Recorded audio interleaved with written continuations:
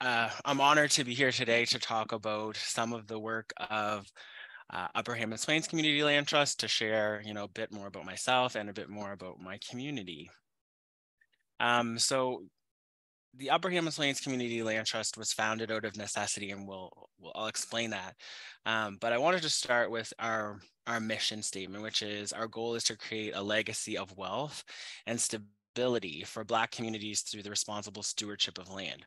And we will work to build a future where Black families and individuals have access to affordable housing, economic opportunity, and the tools they need to build intergenerational wealth.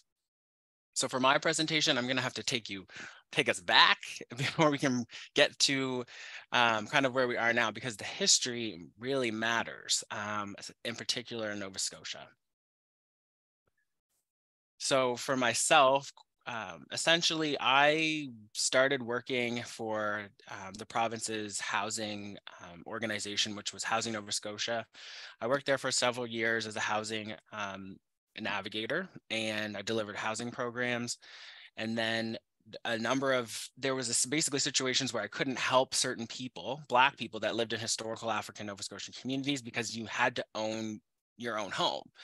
And then I discovered there was Black people that didn't actually own the homes they lived in, and that they had these title issues that dated back to, the late 1700s, early 1800s in some cases. So I joined the Land Titles Initiative, worked on that project for a while. Then during COVID, I went to Nunavut and worked for the Nunavut Housing Corporation. And now I'm back on the Land Titles Initiative, leading one of the divisions within this project. And so the Land Titles Initiative is where I've learned a lot about land, and how it can be leveraged for community benefit, or how it could be. So that's kind of the separation, is that I do Land Titles Initiative work through my day work, but then I do, community land trust, community mobilization work as a volunteer. And so today's roadmap, I'm going to talk about Upper Hammonds Plains and the history. I'll show you kind of the community's land, what the landscape looks like there. We'll talk a bit about development, how this concept of community land trust, in particular in Nova Scotia, will be very valuable as it pertains to African Nova Scotian communities, a bit about what we're doing and what we've done and our path forward. So this is the welcome to Upper Hammonds Plains. This is the municipal sign. And so we recently had added to it this second piece, which, proclaims that it is an African heritage or a Black heritage community that's over 200 years old. So in terms of a lot of the, so for everyone's understanding, most of the African Nova Scotian communities, there are over 52 in Nova Scotia, have a similar history to Upper Hammonds Plains. But the story for Upper Hammonds Plains settlement is that after the War of 1812, the government of Nova Scotia was looking for a place to grant land for the Chesapeake Blacks who had escaped, or in some cases were stolen, from slavery to fight in the war. And so there's a promise made to the former slaves that they would be granted land at the end of the war. And so one of the areas chosen was lands directly north of the village of Hammonds Plains, which later became known as Upper Hammonds Plains. And so in 1834, some of the settlers, so there was an original land grant for the folks that fought in the war, but then there was also times afterwards where our ancestors purchased land. And so that's what happened in 1864. And you can see here, like, this name is actually the name of my great-great-great-grandfather, who was D.O. Whiley. So I'm a 6th generation African Nova Scotian. And so we can trace our history back to these original land grants. And that's what gives us such a deep sense of rootedness in our communities and why we're fighting so hard to protect them. But as with most Blacks that were forced to live in isolated areas, talking about Deal, they were faced with very significant hardships, tough living conditions. Black people were put in remote locations by design. We were put there to fail. But that's not what happened. In Upper Hammonds Plains, the area had mature forests. And so my grandfather and some others had come from Virginia, and they were coopers. So they started making barrels, and then they were industrious and kept going with the lumbering and timbering. So that's kind of how our community began. And that's how it developed, and over time it grew. And so by 1970, Upper Hammonds Plains was almost exclusively a Black population with a population of 500. And then the Upper Hammonds Plains Community Development Association was created, which provides programs and services. And then the Melvin Land Tract Protection Society is of particular importance for our community because that group oversees a tract of land, which we'll get to, which is approximately 1,100 acres of land that was granted to the community. So we'll move into those slides. So the community's land, so this is a map of Halifax, HRM, and Dartmouth. And so Upper Hammonds Plains is located approximately 25 kilometers northwest of downtown Halifax. And when we look at Upper Hammonds Plains in particular, the community essentially is one long road, which is the Pockwalk Road, and it goes north. And so the yellow parcels are the Melvin Land Tract. It used to be larger, so it used to also include this piece, but we'll talk about what happened with that. And so there's a number of different parcels and parcel types. You can see here, these are still in the names of the original settlers. So you can see it's the 10 acres and a mule type of situation. They're uniform in shape, but it also means that these parcels have never been able to be leveraged for community benefit.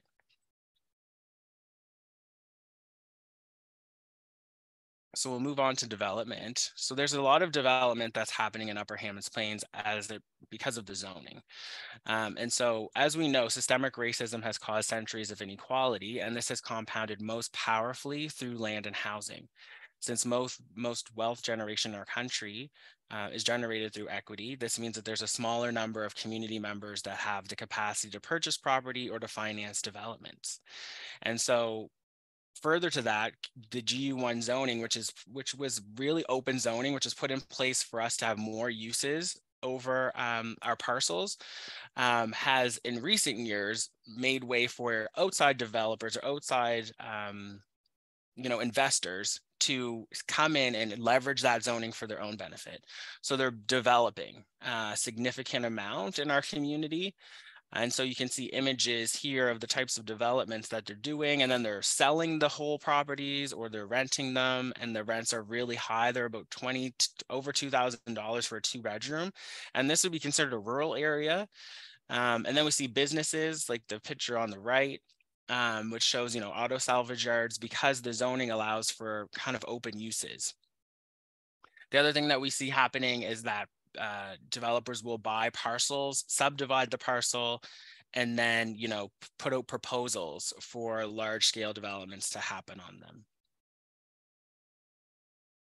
So if we're thinking about the context of a community land trust and we're thinking about the province in general, because our 52 African Nova Scotian communities are land-based, that's why this model will be so powerful for our communities, right? Because they are based on land, and there is history that ties our geographical locations to our communities, and that's how we know each other. We basically, when we meet each other, say, what community are you from, right? And you can basically tell by someone's surname or where they're from, like what connections. That's kind of where you jump off when you meet somebody new who's African Nova Scotian, or it has those long historical ties to one of these communities. So here you can see a map of kind of where all the communities are.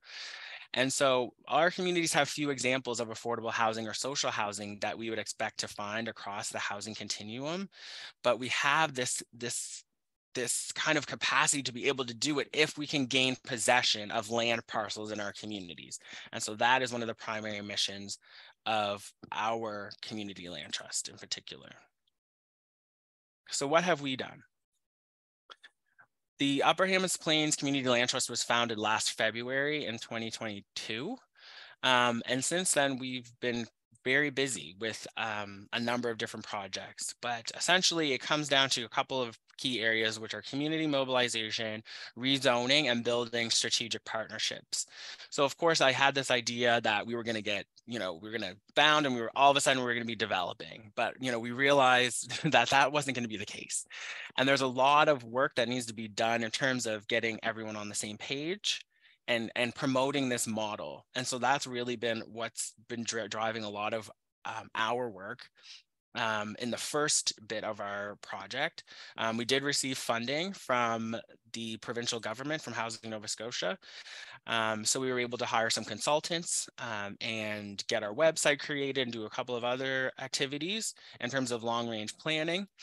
And so that's a big one. The rezoning was a huge one for us. So we began that process even before the trust was formed. And we were able to successfully rezone the community. So we downgraded the zoning. There was essentially 1,150 units that were pending approval.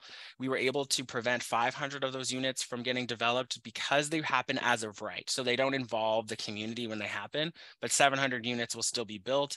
And there's only 2,500 single family homes in the community. So there's a substantial amount of development happening without our input. And then the last thing was, well, it's the strategic partnership. So that land, the Melvin land tract, 300 acres of that was expropriated in 1974 to make way for the Pockwalk water plant. And so what happened was that the government expropriated the land, built a water treatment facility, and we actually didn't get access to that clean water for 25 years until 1999, after our community filed a class action lawsuit against Halifax Water. So they took the land, built the thing, but didn't give us access to the clean drinking water that ran right through our backyards. Right. And so our water was still brown and it was full of sulfur. And so we won that class action lawsuit, but then it completely just kind of dismantled our relationship. And so in the past year since the trust, I wrote to Halifax Water and was like, look, we're two of the biggest neighbors in this community. We need to be working together. And so we started basically a conversation of reconciliation. There's large steel gates that prevent public from entering the watershed area because it's a critical infrastructure site.